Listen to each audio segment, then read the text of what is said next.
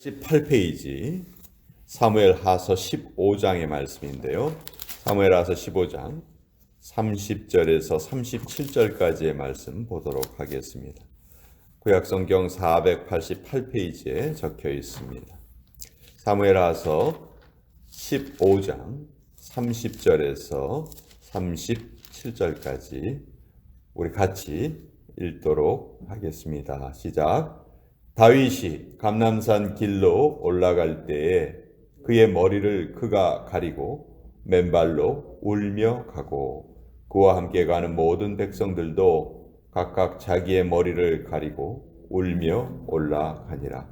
어떤 사람이 다윗에게 알리되 압살롬과 함께 모반한 자들 가운데 아히도벨이 있나이다 하니 다윗이 이르되 여호와여 원하옵건대 아히도벨의 모략을 어리석게 하옵소서 하니라. 다윗이 하나님을 경배하는 마루턱에 이를 때 아렉 사람 후세가 옷을 찢고 흙을 머리에 덮어쓰고 다윗을 맞으러 온지라. 다윗이 그에게 이르되 내가 만일 나와 함께 나아가면 내게 누를 끼치리라. 그러나 내가 만일 성읍으로 돌아가서 압살롬에게 말하기를 왕이여 내가 왕의 종이니이다. 전에는 내가 왕의 아버지의 종이었더니 이제는 내가 왕의 종이니이다 하면 네가 나를 위하여 아히도벨의 모략을 패하게 하리라. 사독과 아비아달 두 제사장이 너와 함께 거기 있지 아니하냐. 네가 왕의 궁중에서 무엇을 듣든지 사독과 아비아달 두 제사장에게 알리라. 그들의 두 아들 곧 사독의 아히마아스와 아비아달의 요나단이 그들과 함께 거기 있나니 너희가 듣는 모든 것을 그들 편에 내게 소식을 알릴지니라 하는지라. 다윗의 친구 후세가 곧 성읍으로 들어가고 압살롬도 예루살렘으로 들어갔더라. 하나님의 말씀입니다. 아멘. 자, 사무엘하서 11장에 다윗이 밧세바와 저지른 범죄가 기록되어 있고요. 이제 그 이후의 일은 그 범죄로 인한 다윗 가문의 비극이 계속해서 그려지고 있습니다. 처음에는 큰아들 암논이 자기의 이복 여동생인 다말을 욕보이죠. 그랬더니 그 다말의 오빠였던 압살롬이 암논을 죽이고 자기의 외갓집으로 피신을 갑니다. 다윗은 압살롬을 사랑하는 마음에 가득했지만 그 마음을 제대로 표현하지 못하고 그냥 혼자 끙끙 앓습니다. 그랬더니 이제 요압이 그것을 알아차리고 압살롬을 다시 데려오죠. 데려오긴 했지만 다윗은 자기의 마음을 또 제대로 표현을 못해요. 그렇죠? 그러니까 압살롬의 입장에서는 정말 그 순간을 기대하고 왔을 터인데 아버지가 그 속마음을 표현하지 않으니까 그런 거 있잖아요. 어떤 사람에게 너무 큰 기대를 가지고 있다가 그 기대가 어그러져 버리면 그 기대가 이제는 미움으로 바뀌는 그런 경우가 생기죠. 압살롬이 이때 정말 해서는 안 되는 생각을 하게 됩니다. 내가 이 나라의 왕이 되리라. 아버지에게 반역을 꾀합니다. 그리고 한 4년 동안 착실하게 백성들의 마음을 훔쳐요. 재판을 받으러 다윗 왕을 찾아오면 자기가 그것을 옆에서 싹 도와주면서 우리 아버지가 바빠가지고 당신한테 신경을 못 쓰니까 대신 내가 당신을 좀 잘 챙겨주겠다. 이러면서 계속해서 백성들의 마음을 훔치는 거예요. 한 4년이 지나고 나니까 이제 때가 됐다. 이렇게 생각을 하고 압살롬이 자기 자신을 왕으로 선포합니다. 근데 이때 너무나도 많은 사람들이 압살롬의 편에 가담을 해요. 다윗의 가장 친한 모사였던 아히도벨도 압살롬 편에 가담을 합니다. 물론 전체가 다 가담한 건 아니에요. 압살롬 편에 가담한 사람들도 있었고 그렇지 않은 사람들도 있었어요. 이런 걸 보면 최근에 이제 내년에 한국에 대선이 있죠. 그러면은 이제 그 후보에 따라서 이렇게 정치인들이 누구를 지지하고 이렇게 좀 나뉘잖아요. 근데 그게 이제 판가름이 나죠. 내년에 대선 결과가 나오면 과연 누가 옳았는지 이제 판가름이 나겠죠.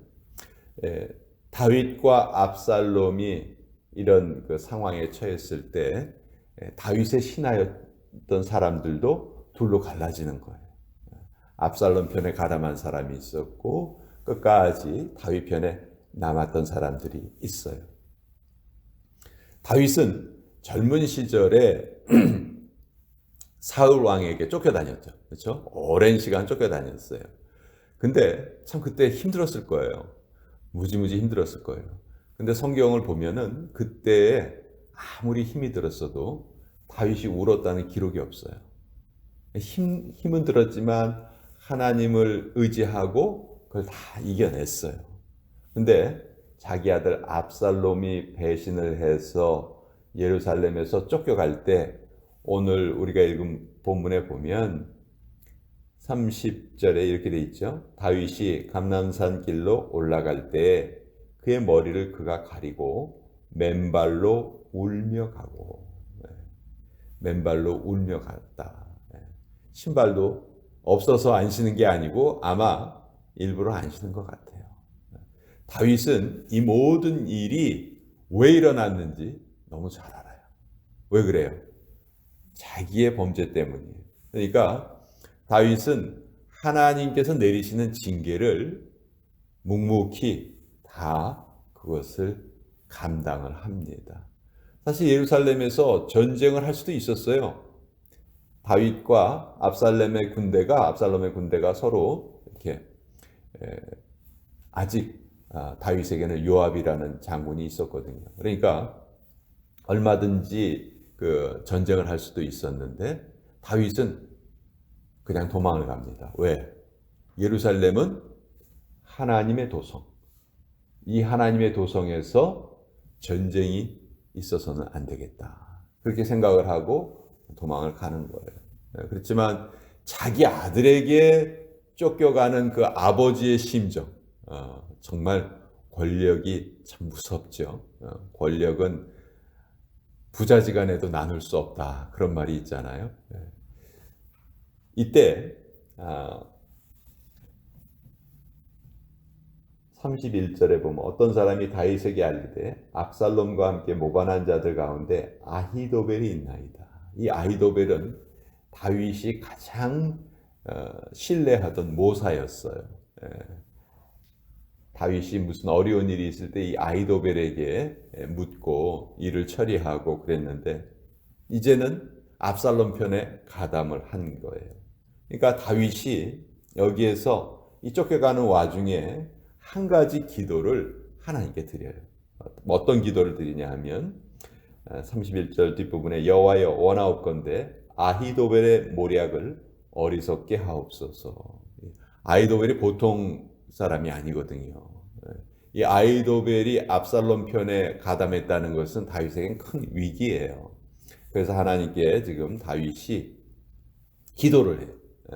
그때 이제 하나님이 어떤 그 응답을 주시냐 하면은 이제 다윗의 아는 사람 중에서 후세라는 사람이 있습니다. 후세가 이제 다윗을 맞이하러 나와요.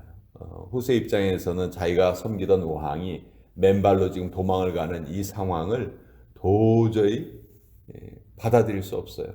그래서 머리에 재를 덮어 쓰고 다윗을 맞이하러 옵니다. 무슨 뜻이냐면 나도 왕과 함께 같이 피난을 가겠습니다. 그런 뜻이에요. 그런데 이때 다윗이 이 후세에게 부탁을 합니다. 너는 나와 함께 가지 말고 지금 궁궐로 들어가라. 궁궐로 들어가서 압살롬에게 이렇게 말해라. 전에는 내가 당신 아버지를 섬겼지만 이제는 내가 당신을 섬기겠습니다. 그렇게 말하면서 압살롬의 환심을 사라. 그리고 궁중에서 일어난 모든 일을 네가 다 듣거든. 그것을 제사장 두 사람, 여기 보면 사독과 아비아달 제사장 둘이 있는데 그 제사장에게 다 얘기해라. 그러면 그 제사장의 아들들이 또 나에게 다 전해줄 거다. 그래야 내가 이 어려움을 이겨낼 수 있을 것이다. 이렇게 얘기하고 하나님께서는 요 다윗의 이 계교대로 이제 후세가 그 궁궐에 들어가게 해서 아히도벨의 모략을 무력화시킵니다. 사실 아히도벨이 압살롬에게 지금 당장 다윗을 쫓아가서 죽여버리자 이렇게 얘기해요. 그대로 했으면 다윗은 죽는 거예요. 근데 이 후세가 뭐라고 얘기하냐면 당신 아버지는 전쟁터에서 잔뼈가 굵은 사람이요. 밤에 기습하러 올 거를 다 예상하고 기다리고 있을 거요. 그러니 지금은 따라가면 안 됩니다. 이렇게 얘기해서 다윗에게 시간을 벌어줘요. 그리고 다윗이 시간을 벌었기 때문에 이제 나중에 다윗이 다시 힘을 얻어서 압살롬을 쫓아내는 거죠. 자, 이런 내용이 이제 기록이 되어 있는데 정말 무슨 사극의 한 편을 보는 것 같은 그런 내용이에요. 한마디로 다윗이 겪은 이 환난은 오히려 다윗의 영혼에는 유익을 가져다 주었습니다. 다윗이 아까 말씀드린 것처럼 바세바하고 범죄를 저질렀잖아요. 그런 후에 암논이 다말을 강간을 하죠. 그리고 그 암논을 2년 후에 압살롬이 죽입니다. 그리고 압살롬은 한 3년 동안 피신을 가 있었어요. 그리고 돌아왔지만 다윗이 만나주지 않으니까 한 4년 동안 백성들의 마음을 훔칩니다. 그러니까 이 기간을 전부 다 합치면요, 약 10년의 기간이에요. 근데 이 10년의 기간 동안 다윗의 영은요, 결코 편안치 못했어요. 물론 하나님께 회개를 하기는 했지만 그 하나님의 징계가 다 끝나지 않았기 때문에 다윗의 영혼은 결코 편안치 못했다. 그렇지만 오히려 이 압살롬의 반역 사건을 통해서 다윗이 묵묵히 하나님의 징계를 다 받으면서 오히려 다윗의 영혼은 더 유익이 되었다는 거죠. 환난이 그의 삶에 오히려 유익이 되었다. 어떤 점에서 다윗이 예루살렘에서 전쟁을 하지 않았던 것, 이것이 참 잘한 일이었고요.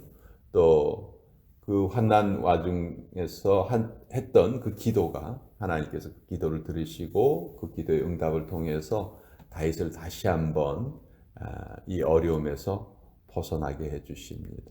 결국 압살롬은 이 사건으로 인해서 나중에 죽임을 당하게 됐죠. 참 다윗 가문에 일어난 일들 우리에게 많은 교훈을 줍니다. 하나님 앞에 저지른 범죄가 비록 용서받았다 할지라도 다윗이 죽지 않았기 때문에 용서는 받은 거예요.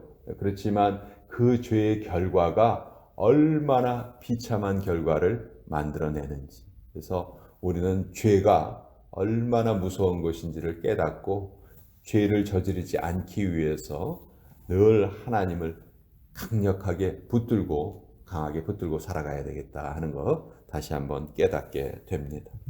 자, 오늘 이 말씀 같이 나누어 보았고요.